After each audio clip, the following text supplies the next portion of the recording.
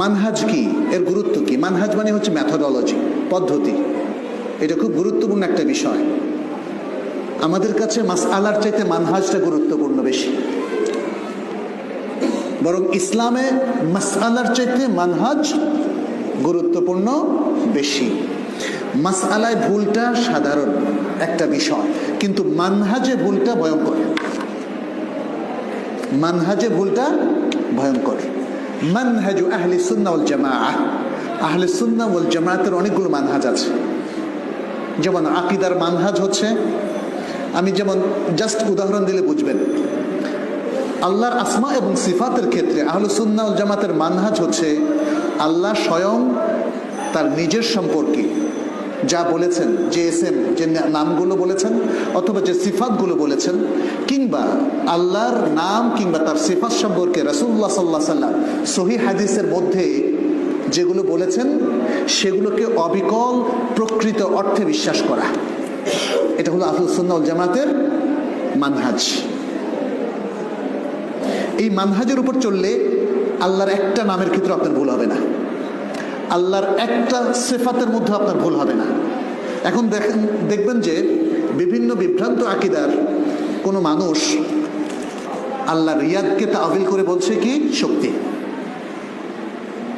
অথবা আল্লাহ শেষ আসমানে শেষ রাতে নেমে আসেন, বুখারী যে হাদিস, সেটাকে বলছে যে আল্লাহ নেমে আসেন না, আল্লাহর রহমত নেমে আসে। অথবা আল্লাহ আরশের উপর আছেন, এটাকে বলা হয় আল্লাহ আরশের উপর আধিপত্য বিস্তার করলেন। অথবা কাসাদা ইলা আল আরশ, আরশের দিকে মনোনিবেশ করলেন। ইস্তাওয়া মানে কাসাদা, আলা মানে ইলা, কাসাদা ইলা আল আরশ, আরশের দিকে মনোনিবেশ করলেন। কারণ আল্লাহ তো কোনো স্থানে অধিষ্ঠিত থাকতে পারেন না, নিজেই সিদ্ধান্ত দিয়ে নিয়েছে। যদিও কোরআনে ৭ বার আল্লাহ বলেছেন ইস্তাওয়া আলাল আরশ, আর রহমানু আলাল আরশ ইস্তাওয়া একবার, আর ৬ বার বলেছেন তুম্মা ইস্তাওয়া আলাল আরশ, তুম্মা ইস্তাওয়া আলাল আরশ। এরপরেও দেখা যাচ্ছে যে মানুষ বিভ্রান্ত হচ্ছে, কারণ তারা মানহাজ শেখেনি। মানহাজ না শেখার কারণে এক এক মাসআলায় এক এক রকম ফাতাওয়া দিচ্ছে। যেমন আরেকটা জিনিস বলি, যেমন মুসলিম যখন কোনো ইবাদতের ক্ষেত্রে কি করবে আর না করবে এই প্রশ্নটা আসবে, তখন তাকে মনে মানহাজ হচ্ছে আল ইবাদাতু কুল্লুহা তাওকীফিয়া, ইবাদত প্রত্যেকটাই হচ্ছে ওহী নির্ভর। ইবাদত প্রত্যেকটা হচ্ছে ওহী নির্ভর। তার মানে হচ্ছে বানিয়ে বানিয়ে কোনো ইবাদত করা যাবে না। বানিয়ে বানিয়ে যদি কোনো ইবাদত করেন তাহলে কি হবে? ফাইন্না কুল্লা মুহদাসাতিন বিদআহ, কারণ তখন বানানো আমল হবে কি বিদআহ। ফাইন্না কুল্লা মুহদাসাতিন বিদআহ। কেউ যদি বলেন যে রাসূল সাল্লাল্লাহু আলাইহি ওয়াসাল্লামের জন্ম উপলক্ষে আমরা স্পেশাল কিছু নামাজ চালু করব, সালাত চালু করব, এটা কি রাসূল সাল্লাল্লাহু আলাইহি ওয়াসাল্লাম করেছেন? এই কথা বলার পরে আমরা চেক করব যে কোরআনের কোথাও এটা আছে কিনা, আবার চেক করব হাদিসের মধ্যে আছে কিনা, সাহাবায়ে কেরামের মাধ্যমে আমরা এটা পেয়েছি কিনা। যদি না পাই তাহলে বলবো বাবা বা ভাই, ফাইন্না কুল্লা মুহদাসাতিন বিদআহ, আপনি যেটা নিয়ে এসেছেন এটা হলো মুহদাস। কি এটা? মুহদাস, এটা নতুন প্রচলন, নতুন আবিষ্কৃত উদ্ভাবিত একটা আমল।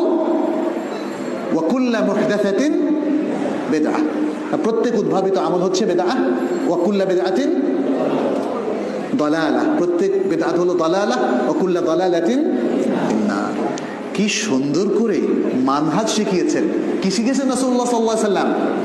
মানহাজ। এই যে বিদআতের মানহাজ শিখালেন, ইয়াকুম ওয়া মুহদাসাতিল উমুর ফাইন্না কুল্লা মুহদাসাতিন বিদআহ ওয়া কুল্লা বিদআতিন দালালা ওয়া কুল্লা দালালাতিন ফিন্নার। মানহাজ শিখিয়েছেন। ম্যাক্সিমাম ক্ষেত্রে রাসূলুল্লাহ সাল্লাল্লাহু আলাইহি ওয়াসাল্লাম আমাদেরকে মানহাজ শিখিয়েছেন, আর পাশাপাশি মাসআলাও শিখিয়েছেন প্রচুর। মানহাজ শিখিয়েছেন কারণ পৃথিবীতে অগণিত কর্মকাণ্ড হবে, উদ্ভূত অনেক পরিস্থিতি হবে। মানহাজ শিখলে তার আলোকে সেই মাসআলাগুলোর সমাধান জানা যাবে। আর মাসআলার কিছু ফতোয়া দিলে অনেক মাসআলা আসবে যেগুলো সমাধান জানা যাবে না। এই জন্য কোরআন এবং সুন্নাহর মধ্যে আপনি দেখবেন আল কাওয়াইদ আল কাসীরা জিদ্দান জিদ্দান জিদ্দান, কোরআন এবং সুন্নাহর মধ্যে অনেকগুলো কায়দা যেগুলো মানহাজেরই নামান্তর। অতএব আমাদেরকে ইসলামের মানহাজ আগে জানতে হবে, আমাদের সাহাবাই কেরামের মানহাজ জানতে হবে, রাসূলুল্লাহ সাল্লাল্লাহু আলাইহি সাল্লামের মানহাজ জানতে হবে। তাহলে আজকে এই যে বিভিন্ন ফেরকা যে ভুলগুলো আছে, আশা করা যায় যে সেগুলো কমে আসবে।